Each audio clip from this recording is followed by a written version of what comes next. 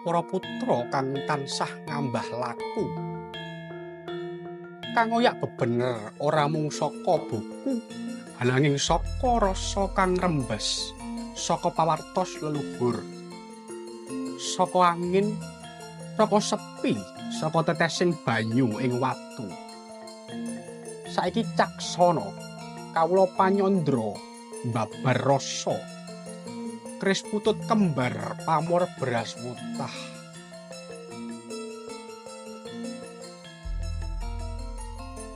Putut ku wujude cilik ananging jembar maknane.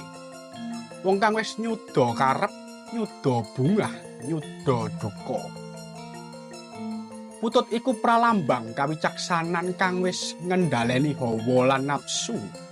Raga bisa cilik, nanging rasa tetep jembar.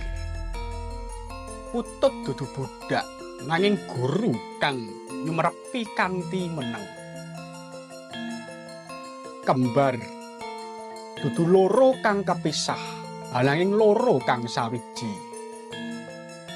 Kaya rasa lan pikir, kaya laku lan pangerten, kaya tengen lan kiwa, ananging mung sekiwa tengene satunggaling lakon.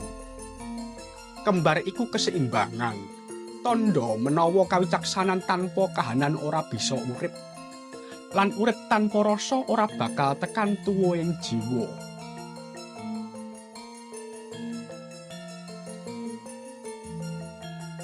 Lan pamore beras wutah. Wutahe beras ananging dudu tumindak sembrono. Beras iku dasar urip, beras iku sumbering kasembadan. Pamor beras wutah iku pamor kang nglambangake leluhur ati kang seneng aweh, seneng luhurake lan ora eman nglilani. Wutah tandha menawa rejeki iku ora kudu dicekel. Beras iku sakral. Wutah ora teges ilang. Ananging piyandel yen apa kang metu bakal bali luwih akeh. Wong kang ngagem pusaka punika kudu wasis. Sing diwenehke ora bakal ilang. Sing dilarung ora bakal musna. Sing diparingi saka ati bakal bali dadi berkah.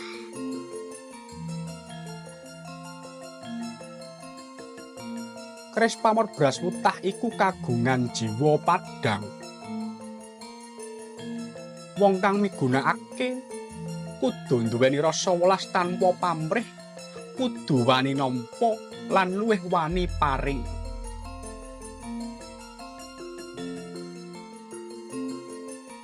Kaya pawongan kang maringi sedekah, ananging ora kersa diwartakake.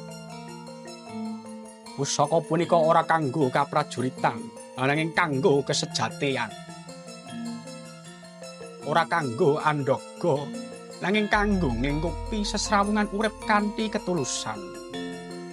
Dadi, sapa sing kagungan kudu bisa dadi banyu. Dhuwur meneng ngisor mili, tansah nganyepi ananging migunani.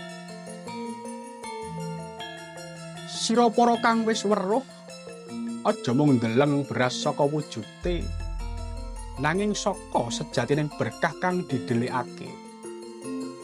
Lan pusaka punika putut kembar pamor beras wutah dudu mung gegaman, nanging guru kang meneng. Yen sira nduweni kris iki, sira kudu nyawiji karo rasa. Aja mung gelem nderek gengsiran wesine, ananging uga ngugemi maknane. Ger anakku, beras wutah iku tandha urip iku kanggo aweh. Wutah iku ora ilang, ananging bali. Sing aweh saka rasa ora bakal entek. Sing rasuk sakraling ati bakal madangi jagat. Nuwun. Matur suwun.